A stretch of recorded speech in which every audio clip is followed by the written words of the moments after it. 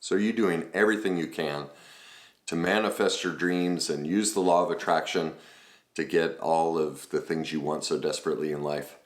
Well, welcome back. I think that's a feeling we can all relate to. We all want different things in our life. And, I certainly struggled with that with myself. And one thing I found in what causes us, what causes the law of attraction not to work, for the inability for us to not manifest our dreams, it's always trauma. And it's childhood developmental trauma that's in the way. And here's why I say that. Because of the decades of research, the adverse childhood experiences, which shows that at least 70% of us have been through at least one horrifically traumatic childhood event. All right. Now, those were the things they asked are about really bad trauma. So that right there, I know 70% of the people on this planet have been through at least one devastating, horrific event. And of those people, 88% have been through two or more. All right. Then you start looking at the studies by cell biologist Dr. Bruce Lipton, where he shows that 70% of all the messaging we get in childhood is negative, self-sabotaging, and hurtful. And, I started listening to all of these people that are posing questions to Abraham Hicks or whoever it may have been that's teaching about law of attraction. And the one common theme in all of it was pain. Just in the way they pose their questions and they tell a little bit about their history, there's always unresolved trauma in the person. And what is the law of attraction based on? The whole premise, the whole teaching method is the ability to feel what you want. Well, again, going back to the research of how the brain and body works under trauma. When we have a traumatic event, especially in childhood, which we all have had a traumatic event, it creates this massive chemical explosion within our body. And it creates actually an emotional chemical addiction to repeat that painful experience. It becomes known in our body. One of the things our brain does to conserve energy, because it takes tremendous energy for our brain to do anything. 25% of all the calories we eat go to our brain, even on those days when we're just Netflixing all day. So the brain's solution is to repeat things it's already done. It doesn't care if it's been bad for us. That our brain doesn't know right from wrong. It just knows a known experience versus an unknown experience. And so it's always trying to avoid anything unknown and trying to repeat what it knows. That way it can sleep and rest and not use so much energy. And so as I would listen to, the questions and unfortunately, Abraham Hicks isn't a trauma expert. And so while her replies were right, the people can't attach to it because she doesn't address the trauma that's underlying these people's condition and, the childhood situation. But when the deeper workings of this, like I can hear it, and I've never seen it fail. Any person who can't latch on to what she's teaching, it's always childhood trauma. And I've seen that with everybody. So the key to manifest what we want is the ability to have emotional mastery. And that's why I've kind of made this my platform. Is what I kept finding is no matter what somebody's struggle is, career, anything, everything goes back to our emotions. Even the way our brain and body work, we feel before we think. And so thought-based programs aren't the solution. Everything is about feelings. And so and where do feelings originate? Where do we learn about feelings? Where do we get our perceptions and make determinations about feelings? Well, from our parents in our childhood. So the bottom line is this: if any part of our life isn't working, it's always childhood, nothing else. So all the unrest in the world, politically, socially, everyone's talking about stuff up here. All it is everybody's puking their unhealed childhood trauma. That's it. Nothing else. And so that's what's getting in the way. And so, then the question becomes, how do you turn it around? Well, one, you have to become an expert in being able to evaluate your life and how you're reliving your trauma against yourself, because that's really what we're doing. We're putting ourselves in situations subconsciously because, as Bruce Lipton says, 95% of our life, and studies show it, it's not just him, we're reliving our subconscious. Well, 70% of our subconscious programming was negative and hurtful. We've all been through childhood trauma. So that's the first step, is we have to become aware. And most people are like, no, my childhood was fine. This has nothing to do with childhood. Well, that's the lack of awareness. One, it's a lack of information. There are many factors involved, but that's the key as to why they can't get the law of attraction to work, or manifestation, however you want to call it. We have to start there. And so as I looked at my own life, I had lots of issues around money. Well, why? Well, one of the things was my parents, right in the middle of a recession, we moved from downtown out to the suburbs, and my parents built this they built their first custom home. Well, it was the wrong time to do it. We were dead broke. I mean, we lived in that house, and I had a mattress on the floor. My nightstand was a moving box with a lamp on it. That's it. We had no table to eat off. We ate off the kitchen. We had blankets on the kitchen floor and ate off that, until my grandfather at one point took an old door and went to what used to be called Hume Woods, put legs on it. That was our first table, was an old door. They'd spent all the money building the great custom house, but couldn't furnish it. And so everything, from food, my mom was on a budget for food.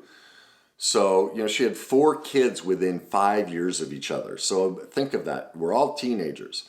We're all just, teenagers eat everything.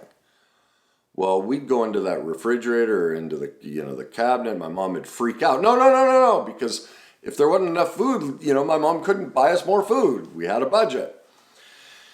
And any extracurricular activities, everything was about money. Well, I grew up with tremendous fears around money, and so money in my life has gone like this.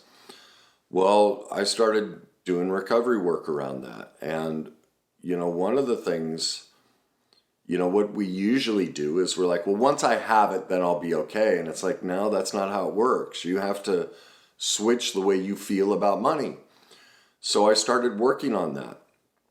And one of the ways I did it was I'd go out to restaurants. If I ate out, I used to be a stickler for, 15%, 20%, doing the calculation because, oh my God, this extra bit, or when I'd look at a menu and I'd go, well, that's $12 and that's $15, but with tip, that's an added, even a $2 or $3 difference on a menu item. And I think about, oh my God, but there's an extra 70 cents because of the tip. And I had to shift the way I felt about that. Like now, in general, I usually tip between 30 to 50% of the bill. I just expect it's going to come back to me. I've learned, no, it's okay. It's just money. Like, big deal. It'll somehow show up. And it's funny too, because yesterday, this is an example. I'm going to give you a couple examples of how I've figured out how to shift my emotion around money and around these things, and life changes. You're able to manifest things. And yesterday, I've been working on some stuff on myself, and so I'm going through this process where I feel great, but then really depressed. I'm just kind of all over the place emotionally. Well, I woke up, felt great. An hour later, horrific depression. Well, my natural solution to that is I take a nap, because one of my main triggers, or I don't know if you know this, but this is an old AA acronym called HALT. Don't ever let yourself get hungry, angry, lonely, or tired. And I found for myself, a lack of sleep just really sends me off the edge. So when I feel off, I take naps. It resets me, and there's a lot of science behind that. Sleep is one of the most important things, and most people don't get enough sleep, but I'm religious about making sure I sleep well. It's a big determiner of my mood. Well, I was contemplating laying down, but I had this feeling. I mean, it was powerful of no, and it was almost anger. And I questioned it for a minute. I'm like, wait a minute. Because sometimes when I sleep, I get angry at myself because no, I should be doing something. That was another message from my father. And I started to, again, use my awareness. And I'm like, no, this is different. I'm supposed to force myself not to sleep. I don't know why, but see, because of the years of studying my emotions, learning about my emotions, I knew this feeling, while it looked similar to something in the past, I also knew it was this feeling over here, which means no, I can't sleep today. And what was fascinating is I go to restaurants a lot to just sit and read or do work, whatever, and there's a restaurant about 30 minutes away. And it's in a part of town, I haven't been in that part of town in 2-3 years. And I don't know why, but I started thinking about that part of town. And eventually I remembered that restaurant. I was thinking about that one and another one. And I looked them both up online, and something drew me to this one. I just had a feeling, no, that's the one I'm supposed to go to. Feeling, right? Well, I go there. Well, get this. I've been there, I don't know, 30 minutes, an hour, and I think she was a waitress, walks by and asks me what book I'm reading. I show her, and she just starts puking her life story of how she grew up with an alcoholic father and life's a mess, and she's been reading all these books and working with a counselor and can't find an answer. Well, most of my clients, people that gravitate to my work, that's their life experience. They've gone everywhere else, can't find a solution. They run into my stuff, they go, oh my God, why isn't anyone talking about this? So we got to talking about it. I gave her a copy of my book and showed her a few things. She's like, oh my God, this is exact. She goes, 2 days ago, I prayed, asking God to put something in my life for me to get these answers. And then about 15 minutes later, another waitress comes by and says, hi, you were just talking to Lindsay. She pukes her life story, same thing. She had just prayed, or I don't think she's spiritual. She, had kind of done her manifestation. Her thing is, she's big on law of attraction and big on manifesting. And so she was running into problems, and boom, my book, and then come to find out my waitress is struggling with all this but too shy to say anything. Well, bingo. Now I know why I wasn't supposed to sleep. I was supposed to go there. And that's what happens. See, sometimes law of attraction isn't about getting something. It's about learning to gain emotional mastery so we can bring in and create, because ultimately what was I needing? Connection. I needed connection. And so I was feeling sad and lonely. And that feeling drove me towards connection, a way where I could help several people. And see, many times law of attraction works in a way that is completely unrelated to what we think we want or what we think we need. But our trauma history, because trauma constricts us and makes us want to figure it out and take control. And what I've learned is how to let go. Like I have a chapter in my book, how to let it come, how to stop controlling everything, stop trying to manifest, stop trying to get the law of attraction to work, and just trust, let my feelings guide me, which is the opposite. Everyone says, oh, don't let your feelings do anything. And I'm like, that's garbage. Let your feelings do everything. Intuition and emotion are the key to success in life if you have emotional mastery. So there's one story. A second story, and this relates more. Well, I forgot. As part of what happened with lunch is I go to pay, and the 3 girls had talked to their manager and bought my lunch. So there you go. There's the law of attraction on the financial end. The money just takes care of itself, right? Now, on a more direct financial one is a story with my youngest daughter. And I'd taken her out shopping. And I'll never forget, there was this t-shirt, and she just loved it. And my daughter, since she was a baby, has always been tight with money, like good with money. I will never forget. We would go to this place, kind of like a Chuck E. Cheese, where you play games, you get the tickets, and then you can go buy stuff. And the stuff, like, you have to get 20 million tickets to buy, a bracelet. Well, they had this doll, and literally it was like 18,000 tickets to get this doll. In other words, you needed to spend about $150 to get a $9 doll.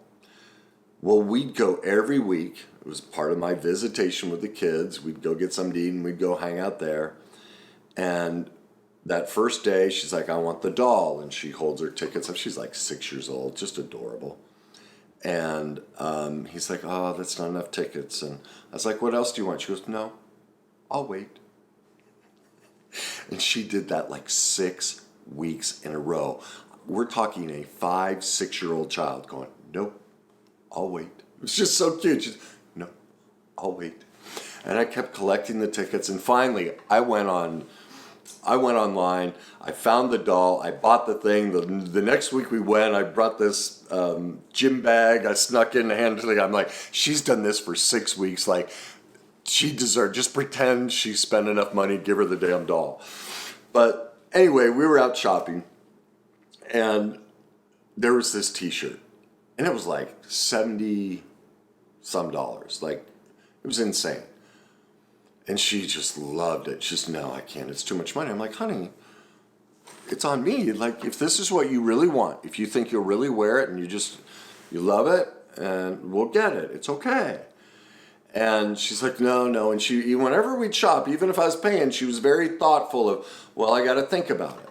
And she'd go around, she'd grab stuff, and then she'd ponder, well, how much are really going to wear this? And we kept coming back to that t-shirt, and I said, I know you're worried about money. And I said, that's my fault, because I grew up with the father who's the same way, and I know I was that way, but I'm working on that. I've changed it. And here's what I know, Caroline, is if you believe that shirt will bring you joy, tremendous joy, and you feel confident about that, and you focus on that, and you trust that even though most t-shirts are $10, somehow, some way, this will bring so much joy in your life that it'll offset that cost, that somehow it will, in a sense, pay for itself, then you get it. Well, eventually, she pondered it and she considered it, and she's like, yeah, I think I'll get enough joy from it. Well, I'll be damned. We're standing in line and my phone goes off. And back then, when I played golf, there was a clothing company that sponsored me, and I had, hundreds of shirts, hundreds of pants. Like, you know how I love clothes, so I had everything. Well, I was selling all of it on eBay. And I couldn't believe it. I'm standing there, I pull out my phone, I look, I'm like, oh, I got an offer on eBay. And I open up the email, and no one does this on eBay. They just offer. Well, this guy starts telling me his life story. He's like, hi, I think his name was Joe. I'm Joe. I live in North Carolina. I'm 72 years old. I was outside doing some yard work, raking leaves and turning over the dirt. And I just had a feeling I had to come in and look at shirts. And I saw this shirt, and I'd like to get it. And my mouth just dropped. Well, you know what his offer was? $70, $2 short of what that t-shirt was. And I looked at my daughter and I said, look, I said, do you see? It somehow just works itself out. This t-shirt costs $2. It's less than any other t-shirt you could find at a discount t-shirt store. That's the law of attraction. You see, we didn't try and control it. It was about just trusting the process. Because of the years of me digging into my trauma, learning to reprogram my subconscious, learning to create the feeling not of dread, not of misery, not of shame, not of self-sabotage, and all the things that we all experience in childhood. By gaining emotional mastery and not seeing everything from a state of deprivation and allowing my subconscious to live in that 95% of replaying life, but doing the hard work of learning to cry and grieve and work through that process, my brain doesn't see things as negative anymore. And so yesterday's example with the 3 girls, that situation, like I could go on and on and on about situations of how my life is getting different and things come to me simply because emotionally I'm in a different place. It's not that I manifested and sat and dreamed all day, but I'm now throughout the day emotionally different. My thermostat is completely different than it used to be, and therefore these things come. That's how you create law of attraction. It's not a process of doing, it's a process of being. Now, to make it the being, to be in that space, yes, we have to do, and that's recovery. And so here are a couple of things that can help you. I have 2 exercises, free, what I call journey books, to help you on the journey on my website, thegreatnessuniversity.com. It's www.thegreatnessuniversity.com. And if you go at the search bar, it says free content.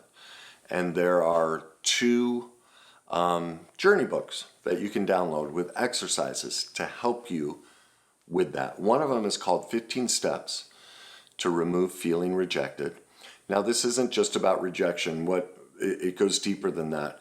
Because anytime somebody says something or does something, for all of us and this is proof, if you don't think you've been through trauma, just think of the last time somebody said something and your immediate reaction was what? You felt it was an attack. You felt they said you didn't have enough worth. They weren't doing it because they don't like you, care about you. That's all childhood trauma. It's an automatic conditioned response for all of us that we instantly believe that somebody's out to get us and that they don't care. Well, that's proof, and everyone does that. That's proof of childhood trauma. This will help you overcome that. The other journey book that you can download is called 10 Simple Steps to Heal Emotional Pain. That walks you through the much deeper process of healing many of the traumatic moments we've all been through. All right, now there's much more to the healing journey. As I always point out, these videos are information only. It's not the complete process. In general, we have to hire a professional to help us, guide us through all of that. But these are a lot of free resources to get, because many people just don't have the income for that. So, I try and provide things like these videos that give you at least some of the process, because you shouldn't have to suffer in pain. And there are many things we can do that can alleviate that pain and make those manifestations start working, even if we don't have the finances to go through the full process. So there you go. There are a couple stories, and if you're having difficulty accepting that you've been through trauma, I can appreciate that. But you will not be able to create the life you want until you take ownership that all of us have been through childhood trauma. That's the first step to manifesting the life you want. So if you come away from this video with nothing else, I hope it's that you start accepting your parents were perfectly imperfect, and they've all left wounds in us, and it doesn't make them bad. It just makes them human, and it's okay.